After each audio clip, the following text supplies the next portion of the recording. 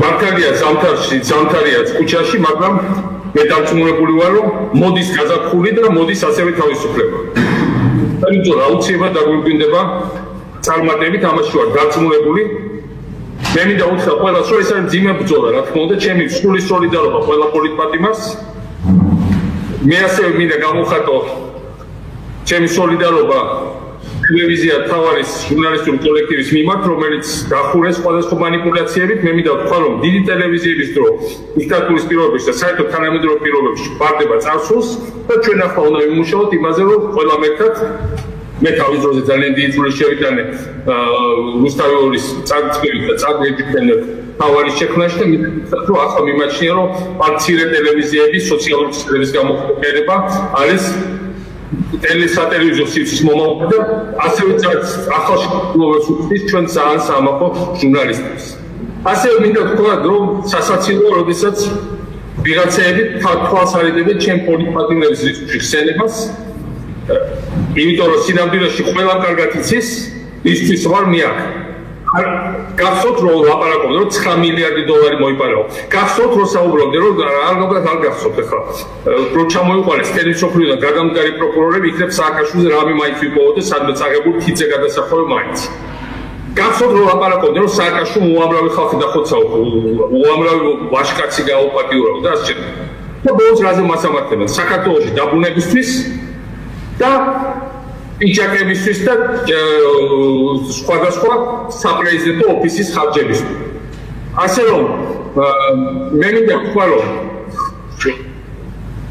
იმ ხალხს, ვისაც ვერიდებით იმხსენება, მათ ეთქვა გონიათ უკვე, რომ ოლიგარქი უკვე მოიშორეს და ახლა თავარია სააკაშვილი არ მოუშვან არსად. ერთი არსად არ მოდივა და არსად არ მოშვება, არ ჭირდება, არ მოშვება. მაგრამ ბრძოლა ეს არის ძალიან დიდი ბრძოლა. მე ვხარ ძალიან ბევრი მომხრე და მე ძალიან კარგად ვიცი, რომ მაგალითად ჩემი სახელის ხსენებას ძალიან ერიდებენ ტელევიზიები, ამას ლევონ ხაბენიშვილს ხოდა ძალიან მაგარი გამოსვლა და როგორც კი ჩემს სახელზე გადავიდა, მაშინვე გააწყვეტიეს და ასევე აწყვეტიებენ ყველა სხვაც, როცა გადადიან ჩემს სახელზე, ძალიან მაგარი გამოსვლა ქონა გია პარამიძეს, იმას არ გააწყვეტიეს და იმან ისაუბრა, მაგრამ ასევე ჩვენმა მომხრეებმა და ჩემი მომხრე არის აბსოლუტური უმრავლესობა საქართველოში, ეს მე ვიცი ზუსტად, უნდა ყველა მომიღოთ ხმა სოციალურ ქსელებზე დავაშიაროთ. მაშინ ეს გადასვლა, ეს გამოსვლა დავაშიაროთ. ახლა რეჟიმს გაჩქარებული ტემპით მიყავს ეს პროცესები, იმიტომ რომ ცდილობენ მაქსიმალურად მიიყვანოს საქმე იქამდე, რომ ცდილობენ ჩემს განადგურებას. ჩემი განადგურება არაფერი არ არის იმასთან შედარებით, რაც მათ უკვე განადგურეს. ქართული სახელმწიფოებრივება. ვერავინ ვერ გადაშლის იმას, რომ ჩვენ ვიყავით სიმბოლო წარმატებული, ყველაზე წარმატებული 9 წლის ზედიზედ საქართველოს ისტორიაში. ჩვენ ვიჯდებით იმიტომ და მე ვიჯდები იმიტომ, რომ ჩვენ გავბედეთ და შეხვედით თანამედროვე სახელმწიფო. მე ვიჯდები იმიტომ, რომ ჭაობიდან გაუბედურებული აქვს. შეხვედით ბათუმი. ვიჯდები იმიტომ, რომ ტურისტების რაოდენობა 50,000-დან მივყარე 7 მილიონამდე. ვიჯდები იმიტომ, რომ დაუმარცხეთ კორუფცია და არ მივეცეთ საშუალება არ არის ესარგებლა ეხეირა ხალხის ხარჯზე. ვიჯდები იმიტომ, რომ მიყვარს ჩემი სამშობლო და დავბრუნდი იქ, სადაც ყველაზე დიდი რისკი იყო მათ შორის ჩემი სიცოცხლის. და თუ ეს არ არის პოლიტიკური დევნა, მაშინ რა არის პოლიტიკური დევნა საერთოდ სოფლიოში? ამიტომ მე ყველას მოუწოდებ გაუფხიზდეს და ყველას მოუწოდებ გავერთიათ, იმიტომ რომ ის ვინც თავს არიდებს ასევე ხშირად ჩემი სახელის ხსენებას, ის ასევე მათ შორის დემოტივაციას უყურებს აბსოლუტურ უმრავლესობას ჩემი მომხრეების, თუმცა მე მათ მოვუწოდებ ყოველთვის, რომ იყვნენ აქციების ნაწილი, რომ ამ აქციებზე იავრონ და ჩვენ გვჭირდება ბევრი ხალხი, ჩვენ გვჭირდება გაბედაობა, ჩვენ გვჭირდება ერთიანობა, ერთიანობას არ აქვს ალტერნატივა. ერთიანობა მინუს ვიღაცა არ გამოდის, მეგობრებო. და ამიტომ ჩვენ უნდა ვიაროთ ამ გზით. რაც არის ჩემი მოწოდება და მინდა ვთქვა, რომ საქართველოს გამოყალიბდა გარდა იმისა, რომ მაფიოზურ კრიმინალურ რეჟიმი, არამედ ყველა სასტიკი რეჟიმი, ბელარუსიც კი, ლუკაშენკო აწარმოებს მოლაპარაკებებს და აპირებს უახლოეს პერიოდში ყველა პოლიტპატიმრის გაშვებას. საქართველოში პოლიტპატიმრებს მხოლოდ ამატებდა. ბელარუსს უკვე გადაუსვამთ ტემპით და მონდომებით. ამიტომ მე მინდა ვთქვა, რომ ჩვენი ბრძოლა აუცილებლად დაგვიბრუნდება გამარჯვებით. საქართველოს აუცილებლად იქნება თავისუფალი, როცა ლაპარაკობთ ყველა ეს წარმატებული 9 წელს. გავიხსენოთ დონალდ ტრამპი რას ამბობდა, დღეს ბევრს იხილავ დონალდ ტრამპის გამოსვლებს და განცხადებას, რას ამბობდა ჩემი პრეზიდენტობის ბოლოს 2011-2012 წელს საქართველოს და ჩემზე. ის ამბობდა, სააკაშვილი არის ნამდვილი ხატება. მთელი მსოფლიოსთვის მისაბაძი. სააკაშვილი არის მსოფლიოში ნომერ პირველი მებრძოლი კორუფციასთან, საქართველოს არის ნომერ პირველი მებრძოლი, ნომერ პირველი ეკონომიკური რეფორმატორი. დონალდ ტრამპი ხუმრობდა, კარგია რომ სააკაშვილს არ შეუძლია კენჭისყრა ამერიკაში პრეზიდენტად, თორემ მე კონკურენცია შევექმნებოდა. რა თქმა უნდა ეს ხუმრობა იყო, მაგრამ ამას ამბობდა დღევანდელი ამერიკის პრეზიდენტი, რომელიც არ იცნობს ხოლმე შეხედულებას. ამას ამბობდა ესენი და ყველა ერთი ნაწილი ცდილობს სწორედ იმისათვის, რაც მართლა დონალდ ტრამპი, იმისთვის ჩემ დაჭრას, ხოლო მეორე ნაწილი ცდილობს ამის მიჩუმატებას. არც ერთი გამოგივართ, არც მეორე, თქვენ შეგიძლიათ ფიზიკურად გააგრძელოთ ჩემი განადგურება, მაგრამ თქვენ ვერ შეძლებთ ვერ ჩემი სულის გატეხვას, მე ვიბრძოლებ ბოლომდე, ვიბრძოლებ გამარჯვებამდე. ბოლომდე არ არის სწორი ტერმინი. ბოლომდე ის ბოლომდე, ამ რეჟიმის ბოლომდე. საქართველოს განთავისუფლებამდე. დღეს დგას საქართველოს განთავისუფლების საკითხი. საქართველოს ჭირდება ფართო ეროვნულ განთავისუფლების მოძრაობა, ის უკვე შექმნილია. ძალიან საამაყო ახალგაზრდებია, ძალიან მაგარი ახალი იდეები აქვს. ძალიან ბევრ მათგანთან ვარ კავშირში და კიდევ მეტად ვცდილობ კავშირის დამყარებას. მიუხედავად ყველანაირი შეზღუდვისა, მიუხედავად რომ ტელეფონების არეები აკრძალული მაქვს, მიუხედავად ისე რომ ადვოე ჩემთან არ უშვებენ ეს პერიოდი დეპუტატებს. კონტაქტები შეზღუდული მაქვს, უცხოელ დელეგაციებს არ უშვებენ. რატო არ უშვებენ თუ იცით? იმიტომ რომ ეშინიათ ჩემი მართალი სიტყვის და ყველაფერი შეიზღუდება აი ეს გარე ხარისხის ამ რეპორტაჟებით. მაგრამ კიდევ ერთხელ მოვა გაზაფხული და იქნება თავისუფლება. მე ასე მინდა მიმართო უკრაინული კონსულია იქ არის და ასე მიმართო უკრაინულ აუდიტორიას. Шановний Дмитро Ялеся, ви знаєте, що, звичайно, я виснажений, але коли я дивлюся, як виснажені президентські українці, як вони тримаються, я теж тримаюся. Зараз режим намагається додати мені вироки для того, щоб мене тримати і знищити в в'язниці, але я тримаю, тому що вірю в нашу спільну перемогу. І те, що грузинський народ, що стосується боротьби грузинського народу, боротьба триває, дуже багато молоді, вже продовжується більш ніж 3 місяці ця боротьба, і у мене дуже багато прихильників також, які теж борються теж на вулицях. Незважаючи на всі репресії, на репресивні закони, які дуже нагадують закони репресивні Януковича, народ Грузії не збирається припинити цю боротьбу. І ми обов'язково тут переможемо. І дійсно, я дружу з президентом Трампом, колись він казав, що я є іконою для всього світу, і як ми перші боротьбі з корупцією, ми перші боротьбі за реформи в світі. Він жартував, що дуже добре, що я не можу балотуватись з президента Сполучених Штатів, тому що у нього були б складнощі. Це був жарт, але я знаю президента Трампа. Я знаю, що дуже багато зараз думок про його виступи. Треба казати, що він дуже розумна людина, а також зовсім не божевільна людина. Тобто у нього свій стиль і свій шлях. Він, звісно, хоче припинити цю війну. Але з іншого боку є справжній Черчилль сучасності, президент Зеленський. Я хочу нагадати, що навіть Другу світову війну у Черчилля спочатку були складні перемовини з тодішнім президентом Сполучених Штатів Рузвельтом, і він потратив десь рік-півтора, щоб переконати Рузвельта допомогти антигітлерівській коаліції. І, звісно, він готував багатьох Сполучених Штатів, дратував Сполучені Штати, але антигітлерівська коаліція спрацювала. І я впевнений, що нам потрібен методичний діалог, нам потрібно спілкуватися всі і світ буде і залишиться на боці України. Що я можу казати про сьогодні річниця Майдану. І, до речі, два грузинів, яких я знав, одного я знав, загинув на Майдані. Але мої прогнози зараз в тому, що в будь-якому випадку Україна переможе, і я впевнений, що і Сполучені Штати, і Європа будуть врешті-решт на боці України. Що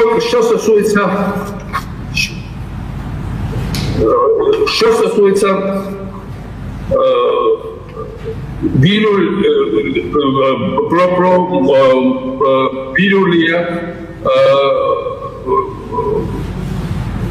майбутнє України. Мені немало років. Я бачив за своє життя зміну епох і кардинально різні цикли. Головне, що я зрозумів, що ніколи не можна здаватися. Немає ситуації, коли треба відмовитися від боротьби. Інакше це смерть для людини і для держави. Є тільки один вихід. Це боротьба. Завжди залишається шанс на спасіння і перемогу, а в здачі нема порятунку. Що стосується мого життя. Дякую за це запитання. Я почну, дозвольте почати свій розповідь про своїх синів, якими я дуже пишаюсь. Старший Едвард зараз один із найкращих фахівців штучного інтелекту в Європі. І він працює в Нідерландах. Молодший син Ніколас, якому 19 років, коли закінчив школу, встиг попрацювати кур'єром Болту, тобто він розносив піцу і їжу і заробляв власні гроші. Потім він приїхав до Японії по гранту японського посольства, і там він розмовляв японською мовою. Він також зараз працює в Лаосі, неурядової організації, розмовляє, вивчає лаоську мову. А також у мене є дві доньки.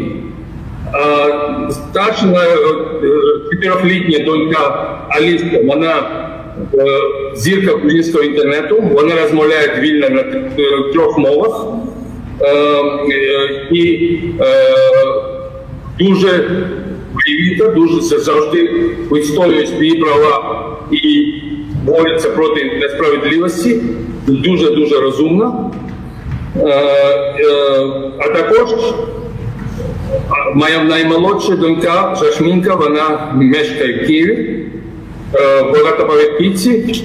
І те, що я чув, що коли є повітряна тривога, на жаль, вона і його мать, як більшість українців, не ходять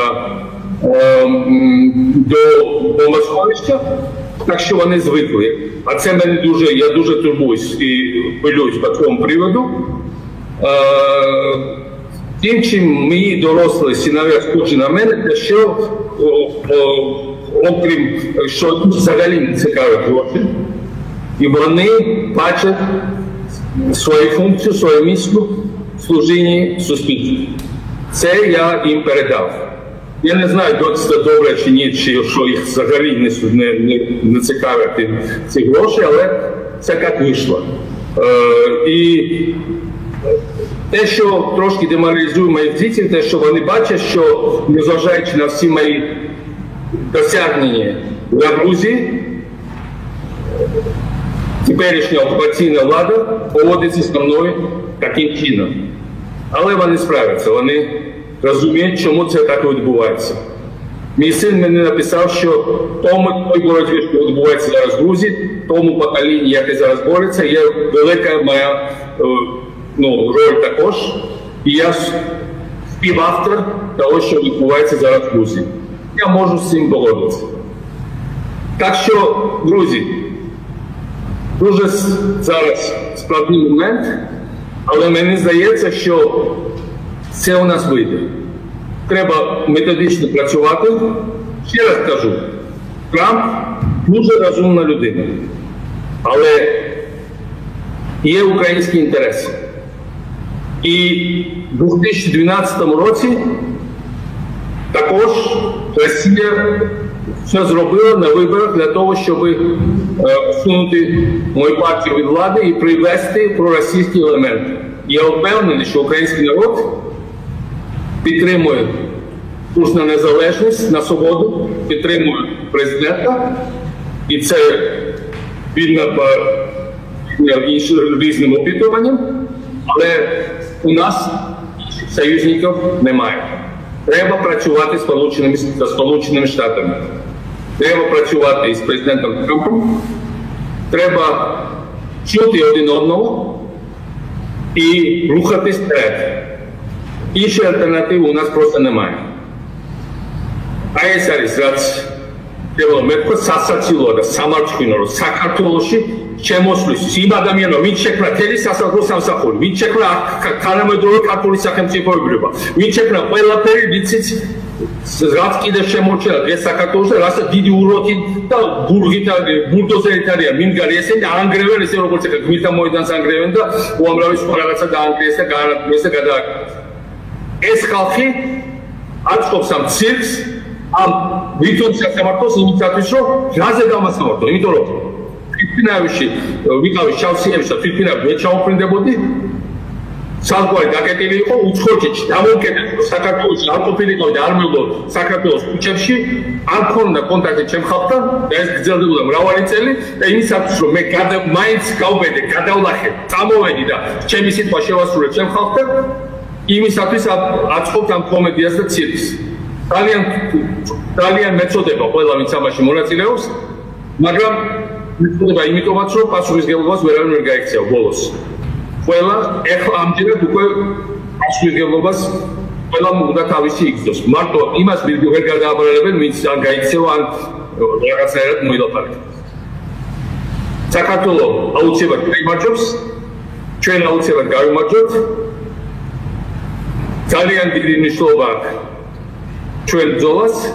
Я еще раз хочу подкреслить, что украинский народ, Дмитрий Олеся, хочу подкреслить, что украинский народ на правильном пути к истории. Знаете, все эти жертвы, которые мы принесли. Мы, близкий друг и помощник, Володя Гавриш, загинул на Херсонщине. Багато інших людей, яких я знав, зараз не з нами. Мій дуже близький друг, Каха Тіпідзе, який мав американське громадянство, дуже гарну зарплату, заробітну плату в Нью-Йорку, дуже гарно влаштувався разом з родиною там, в Америці, все бросив, тому що він був офіцером, приїхав до України, навчати українських солдатів, але не витримав і пішов напередок на нуль і загинув там. Каха був дуже близьким з моїм другом, з яким у мене завжди був контакт, була переписка, і зараз його немає. Як немає Володя Гавриша, як немає інших друзів з Одеси, з Києва і з інших місцевості України. І це мене дуже пугає, але я знаю, що в будь-якому випадку моральна перевага на боку в Україні, і це не можна ніяк змінити. ასე რომ ყველაფერი კარგად ხდება, ჩვენ გავიმარჯვებთ, მაგრა იდეა, მაგრამ ვიზით ბოლომდე გამარჯვებული და ყველაფერი გამოგვიყვება.